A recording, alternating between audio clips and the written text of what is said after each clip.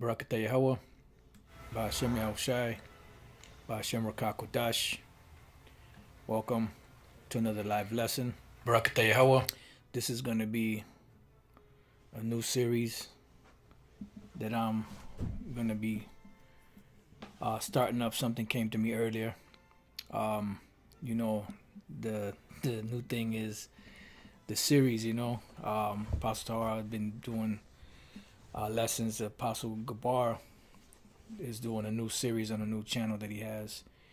And as I was walking today, this idea came to me, you know, to do a lesson on, and it's called GMS Biblical History Chronicles.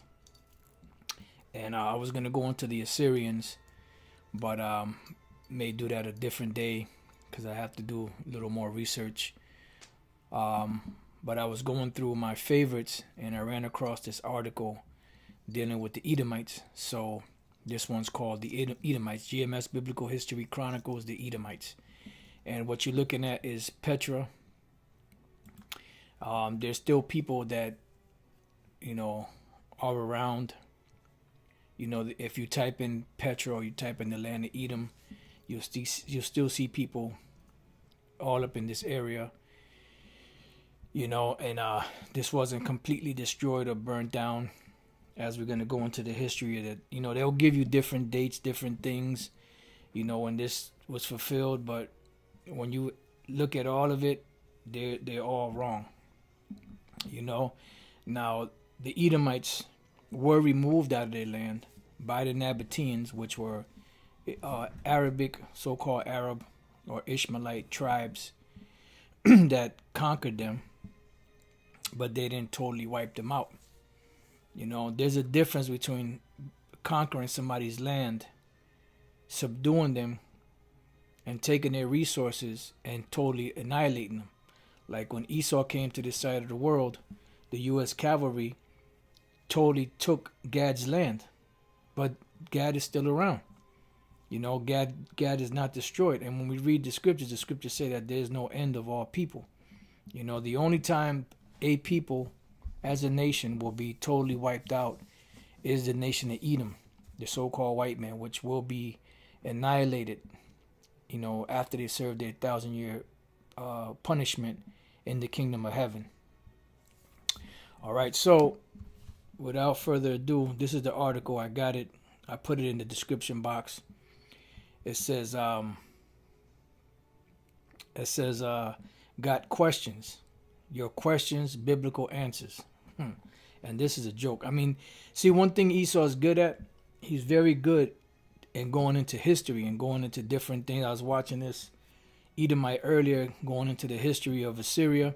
You know, he was getting down, you know, he was going into the history and how they were saying at one time that Assyria didn't exist, so on and so forth. And this one archaeologist went and started digging things up, and he found clay tablets. Is how the Epic of Gilgamesh and all those other tablets and stories came to be, because he found, you know, proof. See, because Esau needs physical proof that the Assyrian Empire actually existed. So in this case, it says, when were Obadiah's prophecies against Edom fulfilled? Obadiah 1:18-20. And the short answer to that is it hasn't been fulfilled yet. But if you leave it up to Esau, the so-called white man, to tell this narrative, he's going to say it, that it's fulfilled. You know why? Because the Edomites are all done away because they want nothing to do with Edom. And the word Edom comes from the Hebrew word Adawam, which means red. And they are the red people. And they don't want this on them. That's why a lot of times when people put Edom or Edomites or, you know, Amalek or certain titles in their lessons, they usually get taken down. So if this gets taken down, oh well, you know, but truth is truth. So it says, question, when were Obadiah's prophecies against Edom fulfilled? Obadiah 1:18-20. And the answer to that is it hasn't been fulfilled yet. But this is what Esau does. Esau is the master at spinning things. Matter of fact, let's type in, just bear with me 1 second. Let's type in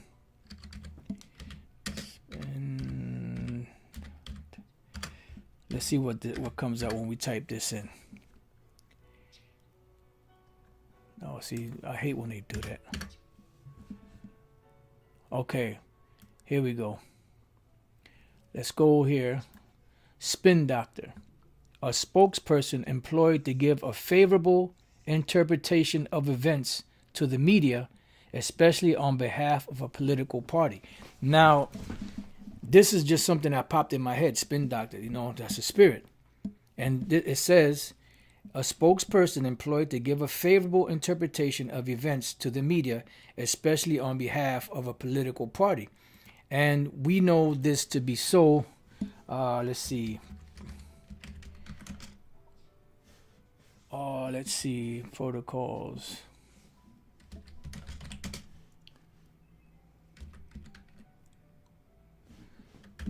Just bear with me 1 second. I don't know if it's going to come up or not. But you know what? What I'll do is go to images and pull this out.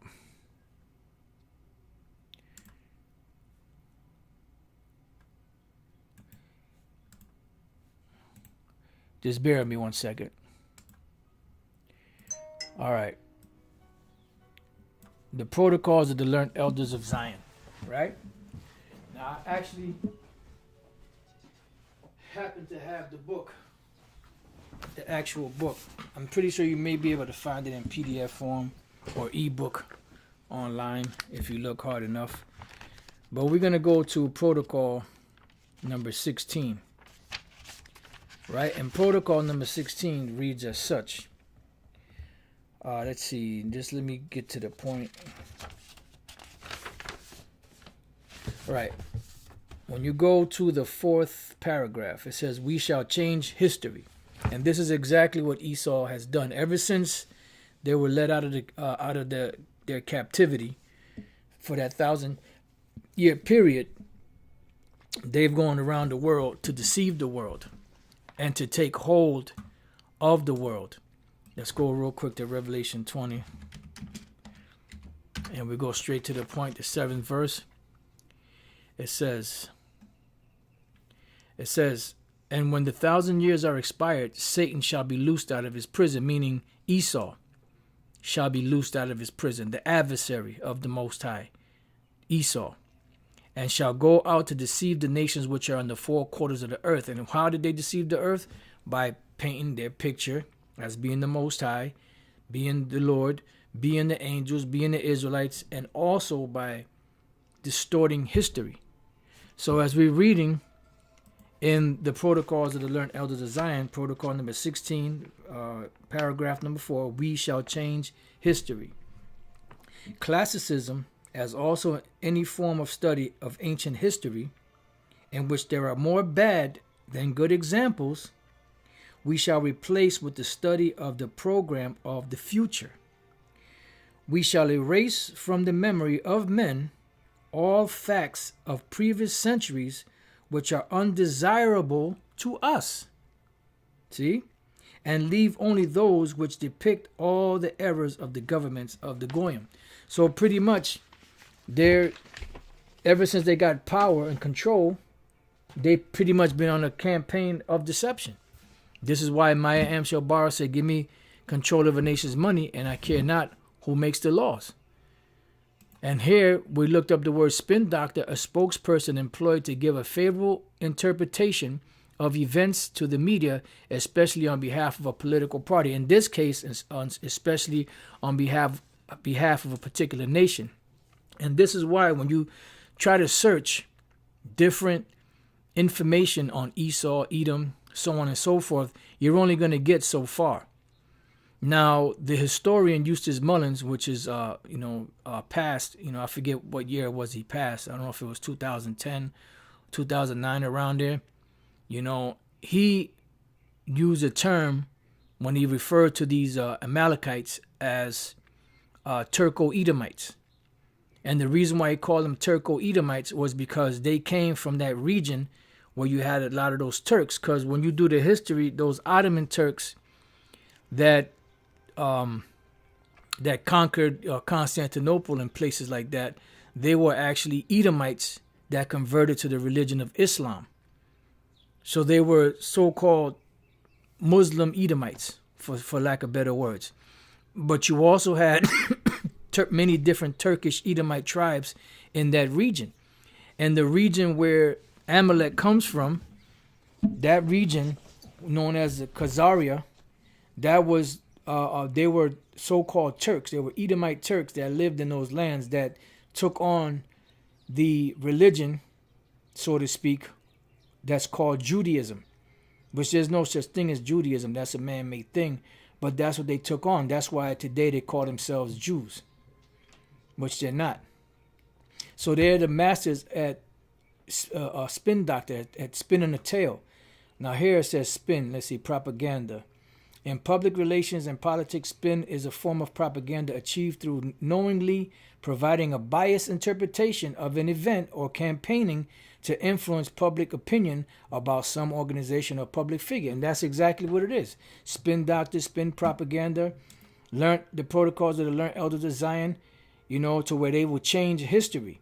And this is why they asked the question, when were Obadiah's prophecies against Edom fulfilled? Obadiah 1:18-20. And what he's about to say, most people just accept it. Why? Because it's coming from Esau. Now, whenever we say something, people want us to go and dig under every rock and every nook and cranny. I mean, we have to go and meticulously break it down for them in order for them to believe it. But all Esau has to do is open his pie hole and say what he got to say, and they'll believe it. That's what the scriptures say, that Jake is now no longer going to stay upon them that smote them, but they're going to be forced to stay upon the Lord, Yahawah Bashem YAHAWASHI. So before I read, let's read some of this. Answer. A major factor in determining when Obadiah's prophecies against Edom were fulfilled rests on when the book was written. Esau always got to try to make logic out of everything. There's nothing spiritual about this devil. Everything with him is all tangible. Everything has to be tangible. It has to to the last nook and cranny. It says the prophet mentions a recent invasion of Jerusalem, chapter 1:10-11, which helps to narrow down the date of writing. Jerusalem experienced 4 different invasions in Old Testament times, yet only 2 fit the time period under discussion in Obadiah.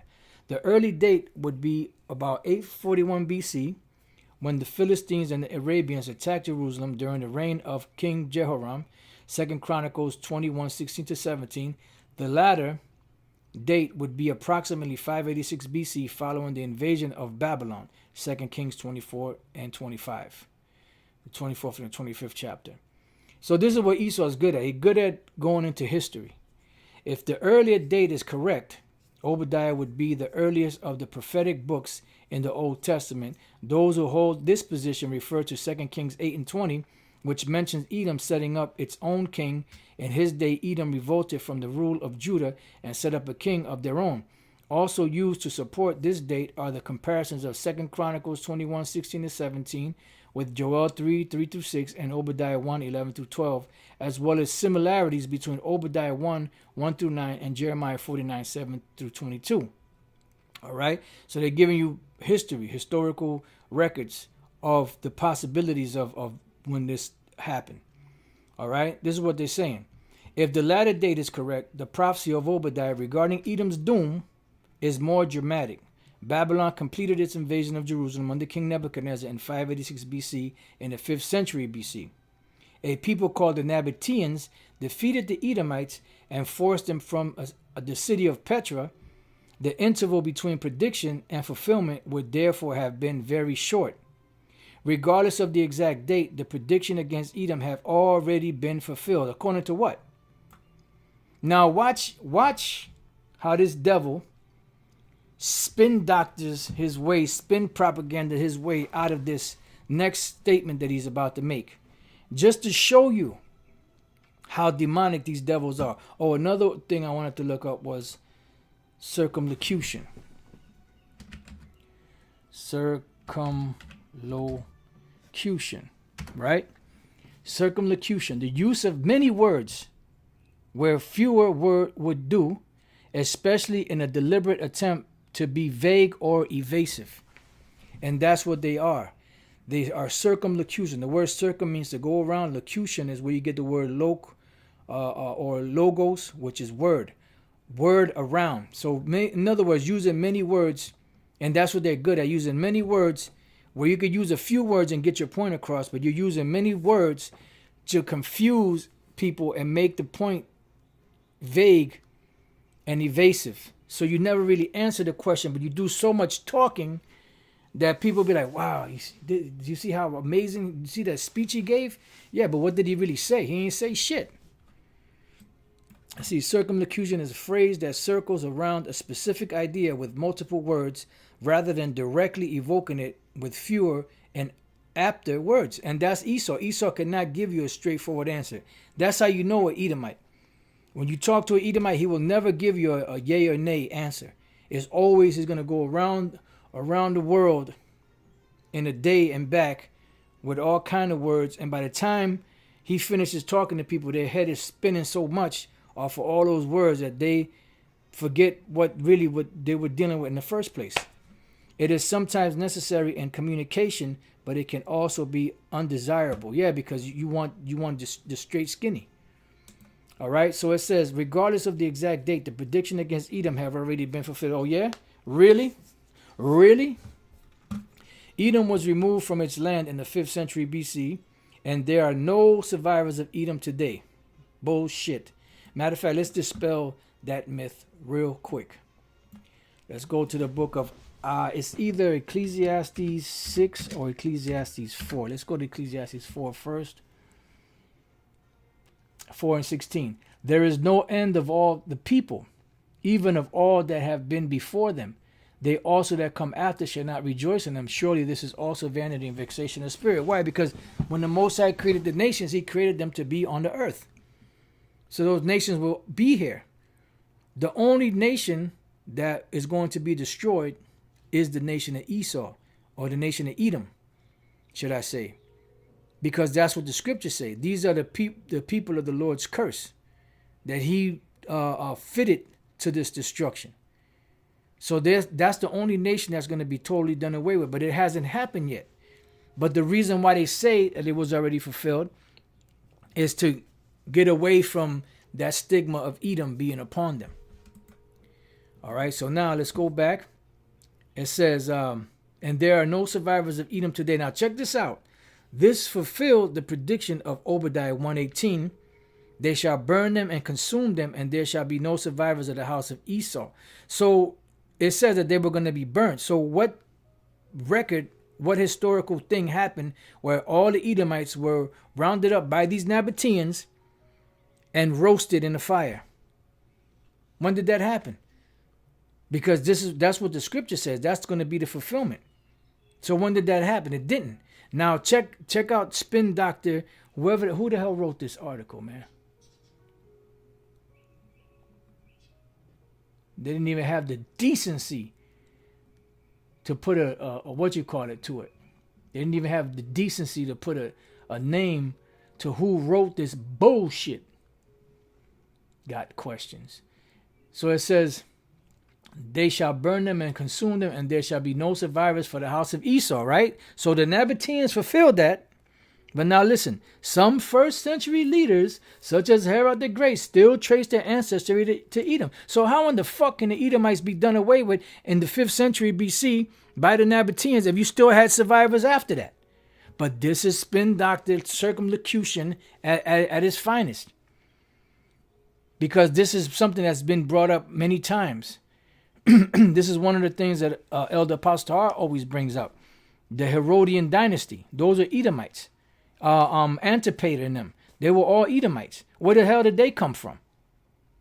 If the fulfillment of Obadiah was already fulfilled against them. It says, but all mention of Edomites fades after the Jewish wars of that era. At the end of the 4th century, Jerome referenced the land of Idumea, Edom, but the people of the region had long since disappeared. Yeah, because they were dispersed out of that land because the Nabateans took over that land. And this is why today, when you look up the word Edom or Esau in the matter of fact, let's go here. I believe it's either Edom or Esau. Let's look. Let's see what what comes up. Let's look up the word Edom. What the hell? Let's look up the word Edom. It's either Edom or Esau. Let's read the scripture first. And Esau said to Jacob, feed me, I pray thee, with that same red pottage, for I am faint.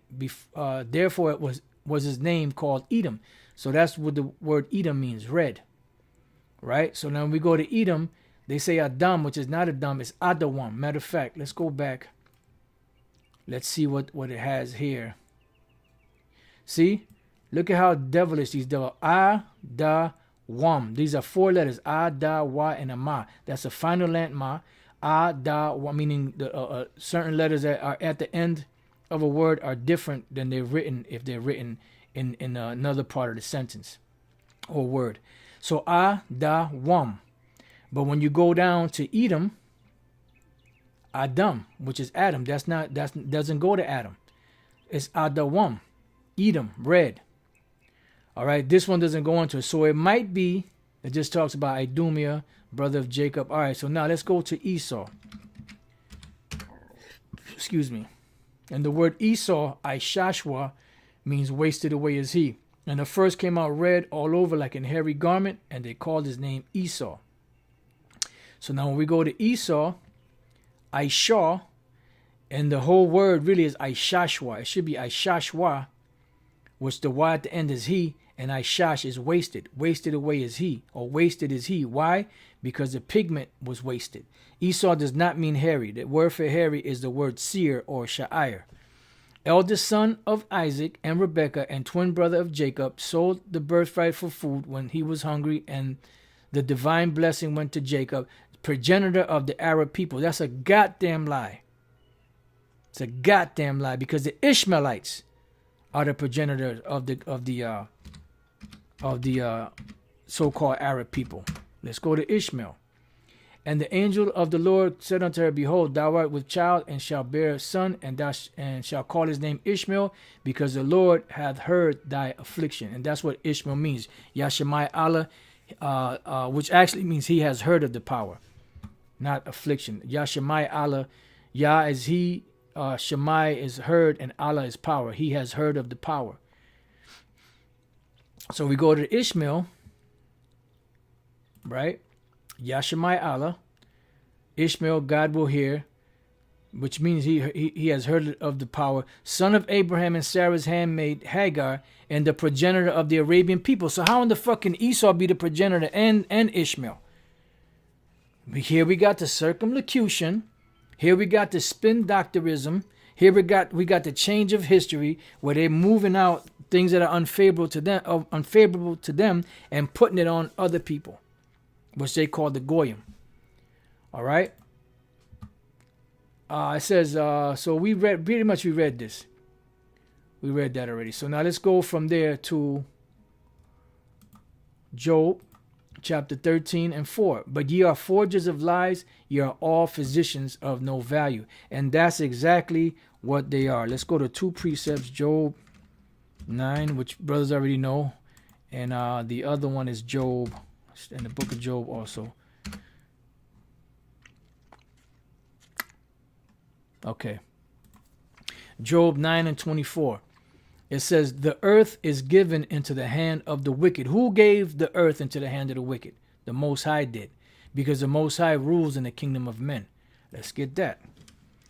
Daniel 4 and 17. It says, this matter is by the decree of the watchers and the demand by the word of the holy ones, to the intent that the living may know that the Most High ruleth in the kingdom of men. So it's the Most High that holds the power and the sway on the planet Earth as to who's going to rule and who's not. It says, and giveth it to whomsoever he will. So whatever nation he wants to give it to, he gives it to them. Because all nations had a chance to rule on the planet Earth. And setteth up over it the bases of men. And we see the basis of men being set up over it. Because these cavemen that are ruling, which are Edomites, they are the basest of men. And that's just the truth. And that is a part of what the Lord said would befall the serpent, which is really the same people. That serpent, the devil, Satan, the dragon, they are all representative of the nation of Edom. So the word shapal, low, lowliest of station. So they are the lowest of the low. They are the bottom of the pile. When it comes to nations, they are the lowest nation on the totem pole. Morally, spiritually, on all levels. Ethically, however you want to put it. However you slice it, it comes out base. Like that old Snickers commercial, no matter how you slice it, it comes out peanuts. Well, no matter how you slice it, it comes out base. And when you go to Job, the 30th chapter, it tells you about their history up in the caves. And Esau is the one that has that history of being up in the caves like that. The original people that inhabited the land of Hor, which were the Horites, which were Hamites, they were dark-skinned people. They weren't living in those deplorable conditions. They just happened to live in that land before Esau got there. But the only people that have that deplorable history of being up in loincloths and up in the caves and grunting, can't even talk straight, eating whatever madness they could get their hands on. No one else has that shameful history but Esau. So now let's go from there back to Job 9:24. The earth is given into the hand of the wicked. So we know that they were given this position by the Most High, because even a base person like that can get power. And their wisdom is centered around taking the different points in history from other nations and their inventions and applying it to themselves and acting like they're the ones that came up with it. So one of the greatest things besides rob, rape, and murder that these devils have provided to the planet Earth is deception. That's on the top of the list. It says he covered the faces of the judges thereof, and it ain't hard to tell. All you got to do is go back into the images of the Lord, of the Most High, the Lord, and of the angels and the Israelites, and he puts up his face instead of the Lord's face. If not, where and who is he? So if Esau didn't do it, if the so-called white man didn't do this, who did it? And where are they? Point to anyone, any nation on the planet Earth and say, who did that? Who put their face up? Who covered up the faces of the judges and put their face up in their stead? Who did it? And if you're really sincere and you're really honest, being honest with yourself, you will have to come to the conclusion that the so-called white people are the ones that did that. So they are the wicked. They're the ones that went around and changed everything and took everybody's face down and put their face up. And they're being worshipped as if they're God. That's why if you tell a person that could be black as an ace of spades that God is the Most High, is a so-called black man, they will look at you like you had 7 heads. They'll look at you like they want to kill you, because they've been programmed in their mind and it's been etched and seared in their mind that the Most High is a so-called white man. When having that pale skin that they have is nothing but leprosy. Unbelievable. All right, Job 12:26. I'm sorry, 12:16. I don't know why I keep saying 26. Or in my mind anyway.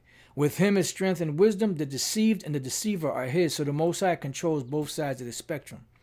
So the ones that are deceived are his, and the ones that are doing the deceiving are his. All right? So now let's move from there to the book of Obadiah. Now we're going to go straight to the point, and then we're going to go and hit a few points in here and, probably end the lesson there, depending on the Spirit, how the Spirit allows it to go. I'm going to just go straight to the point, and then we're going to jump around. All right, Obadiah 1:18. And the house of Jacob shall be a fire, and the house of Joseph a flame, and the house of Esau for stubble. So the nation of Israel is going to be this consuming fire, and the nation of Esau is going to be stubble. It didn't say anything about the Ishmaelites or the Nabateans coming in there and taking down the Edomites and dispersing them out of their land. Now there's another nonsense that's being taught in the book of, I believe it's Second Ezra's, the 5th chapter, I believe it is.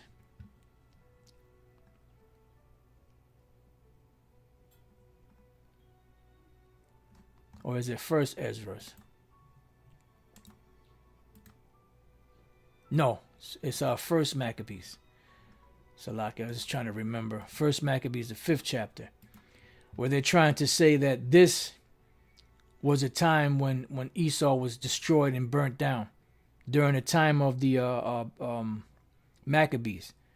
But once again, where did the Herodian dynasty come from?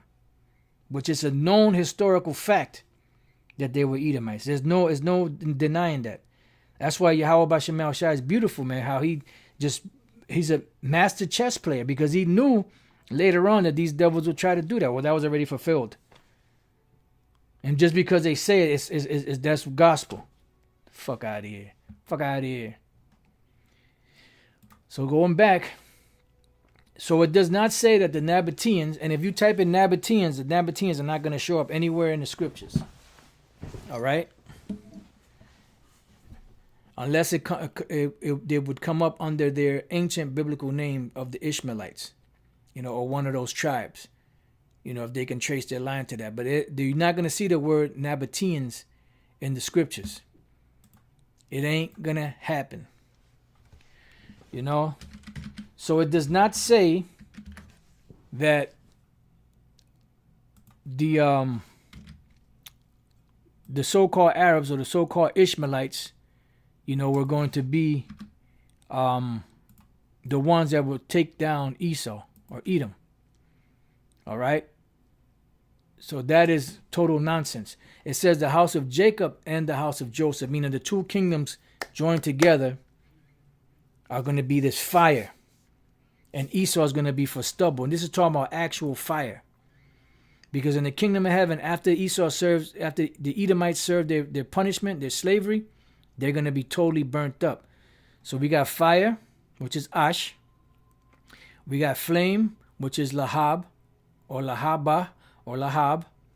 And we got stubble, which is quash. Quash. Stubble, chaff. Quashash, to gather, assemble, gather stubble or sticks. So Esau is going to be, how you go out to the woods and you want to kindle a fire and you got to get the firewood, you get them branches that are hanging around. That Esau, the people are going to be the branches, and we're going to set them on fire. All right, so they're going to be the gathering stubble. They're going to be that dry, the dry twigs and the dry leaves that you put prior to you to set in the fire. So it says nothing about any Ishmaelites or any other nation doing this. So this is how you know. See, this is why you got to pay attention to what these devils are saying. Because they'll do that. They spin this way and spin that way, and before you know it, they're done away with. The Nabateans did it in the 5th century. They were completely destroyed by the Nabateans in the 5th century. Although you had the Herods, that were Edomites in the 1st century AD, but they were totally done away with by the Nabateans. These devils are too much, man. Too fucking much. It says, and they shall kindle in them. So let's look up the word kindle. What does the word kindle mean? Let's look up here, kindle in them. Dalak, to burn, hotly pursue. To burn, to hotly pursue. In this case, is to actually burn, to kindle, to inflame, to burn them. So if you go down here, you're going to see different instances where pursuit is used, chasing is used. But in this case, it's talking about an actual fire, kindling. See, Ezekiel 24:10, heap on wood, kindle the fire. That's what's being used here. So Esau is going to be that kindling wood. And the Lord, man, YAHAWASHI is beautiful, man, because I didn't know this was in there. That's totally the spirit. Heap on wood, kindle the fire. Consume the flesh and spice it well, and let the bones be burnt. And this, this ain't talking about Esau, but this is the same synonym or same application, so to speak, with the Ezekiel 24:10 and Obadiah 1:18. A burning, not a pursuing, a burning. So he shall kindle, let's see, And they shall kindle in them. And what? And devour them. Devour them. Let's look up the word devour. Akal, which means to eat. To eat, devour, burn up. In this case, we're looking at it in the sense of being burnt up. Not in the feeding or in the devouring as eating flesh, but in the burning up. That's what it's talking about. To devour, consume, destroy. See? So going back.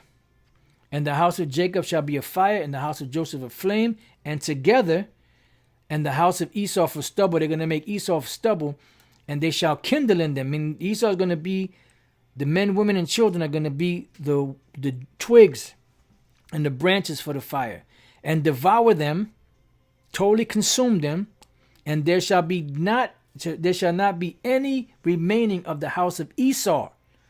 But I said this was fulfilled in the 5th century BC when the Nabateans came and got the Edomites out of there and pushed them out of that land. Although in the 1st century AD you had the Herodian dynasty, but they were totally, completely done away with. These devils are too much, man. For the Lord hath spoken it, not you, Esau, you goddamn devil.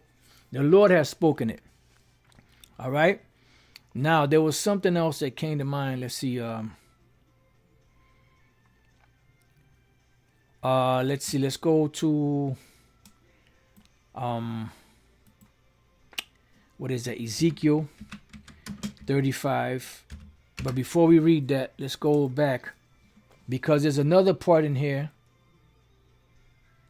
Right here, verse 8. Shall I not in that day, saith the Lord, even destroy the wise men out of Edom, and understanding out of the mount of Esau?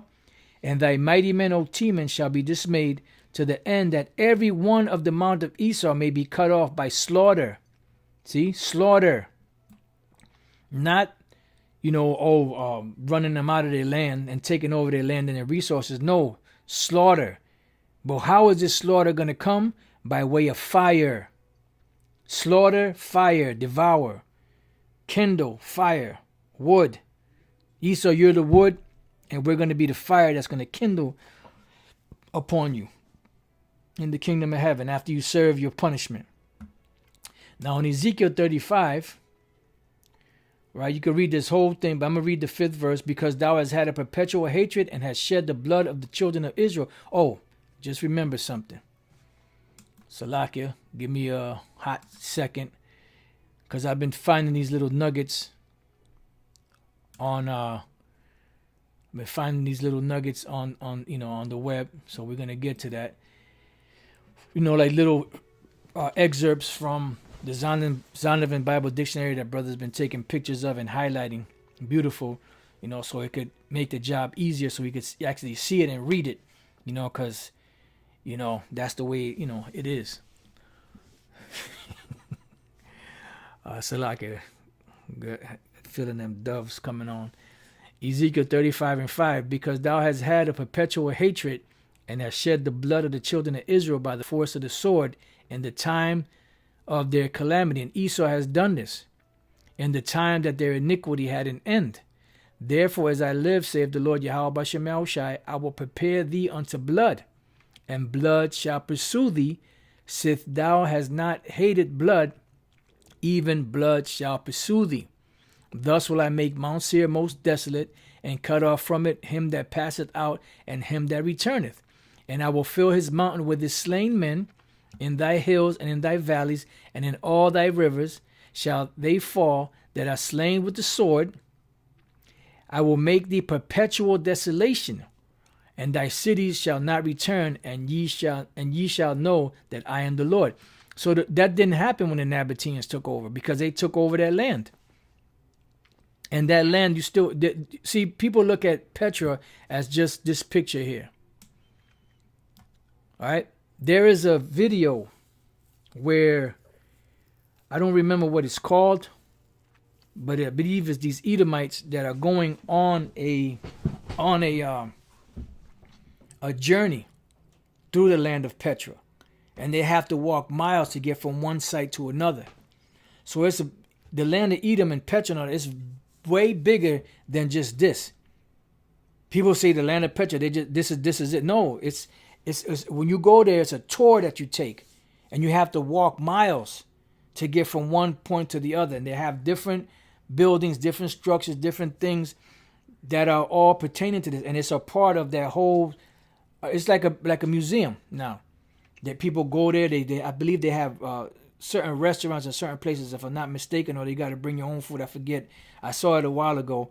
But if you type in the Land of Petra documentary or maybe a tour, you know, they take you from one place to the other, and they show you all the different places. So it's not just one. It's not just this. You know, and this is booming with activity. So the Lord said that they're going to be totally wiped out by slaughter. It says, and it's going to be perpetual desolation. There's still people there. There's still buildings there. Because this is not talking about ancient Seir, ancient Petra. This is talking about America, Babylon the Great, which is the new Mount Seir, so to speak. Because thou hast said, these two nations and these two countries shall be mine, and we will possess it, whereas thou, the Lord, was there, meaning what? The two kingdoms, the southern and the northern. Esau didn't have control over those nations back then, the nation of Israel.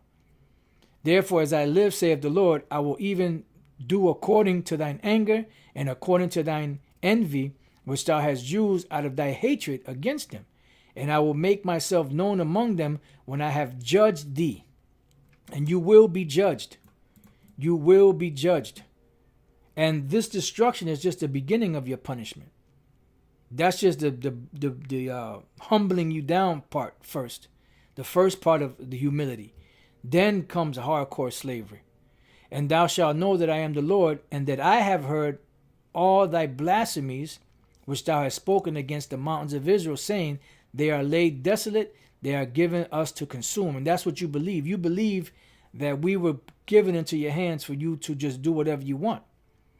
It says, thus with your mouth you have boasted against me, and have multiplied your words against me. I have heard them. Thus saith the Lord power. Listen good. When the whole earth rejoiceth, which that's not happening now. When the whole earth rejoiceth, the Most High said that his words don't go out void.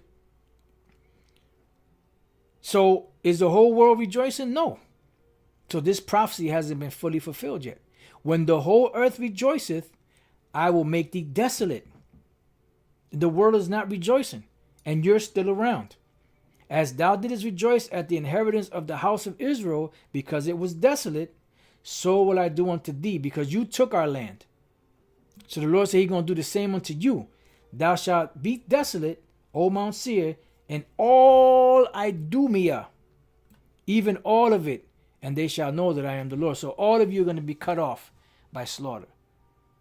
And this is not talking about ancient Edom. It's talking about America today. Because America is Edom today. Basra, the capital of Edom. And you will feel it. So now this is from the Bible, Zondervan Bible Dictionary under Edom. It says Edom figures prominently in the prophetic scriptures as a scene of great future judgment. See notably Isaiah 34 verse 5 and 6 and Isaiah 63 and 1. She is the only neighbor of the Israelites who was not given any promise of mercy from the Most High, because they will be totally annihilated. What they should have had on here was Obadiah 1:18. That's another scripture they should have had on here, because that has not been fulfilled yet. And don't give me that bullshit of the Nabateans, because this says that the house of Jacob and the house of Joseph are going to be the flame, and Esau is going to be the stubble. So the ones that's going to burn up Esau and totally destroy him are going to be the Israelites. Not no Ishmaelites, no Nabateans, and no other Teans. The Israelites. That's who's going to destroy you. The real Israelites, so-called Negroes, Latinos, and Native American Indians. That's who it's talking about. So this has not been fulfilled yet. So don't give me that bullshit about the Nabateans. You know, they came in there and they conquered you. You know, and they took them, and it was all fulfilled. But you still had some survivors in the first century, How that happened, I don't know, but fucking devils, man, too much, man. And then they say that at the end of the 4th century, Jerome made reference to the land of Idumea, but the people of the region had long since disappeared. Yeah, but just because the people disappeared don't mean that they're still not around. There is no end of all the people. You are forgers of lies, man. You know? Just like you can go anywhere. There's certain lands where the original people are not there. Does that mean that those people are destroyed and done away with? No. They're just not living in that land right now. The Ishmaelites are down all in the Tyre, Zidon, down in Egypt. They're all in there. The original people that were there was Mitzrayim or Matazarium, the original Egyptians. But they're in there. But does that mean that the original Egyptians are done away with? As a people, they're gone? No. They're just not in their land right now. Easy work through the spirit and power of Yahawah B'Shem Yahawashi. I mean, pretty much that's about it. I don't really have anything else. Oh yeah, if you brothers get a chance, you could read the book of First Maccabees, the 5th chapter, because this is what another thing that they try to say, that the Edomites were done away with here because their houses were burned or something like that. But once again, what about the Herodians? They can't get around them dang Herodians, man, them Edomites. Antipater and them. That's the Lord throwing a monkey wrench in your shit, Esau. So with that, I pray that your brothers have been edified. Until the next time I say, Shalom.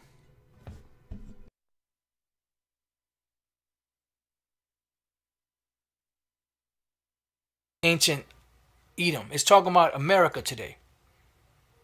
Because America is Edom today. Basra, the capital of Edom. And you will feel it. So now this is from the Bible, Zondervan Bible Dictionary under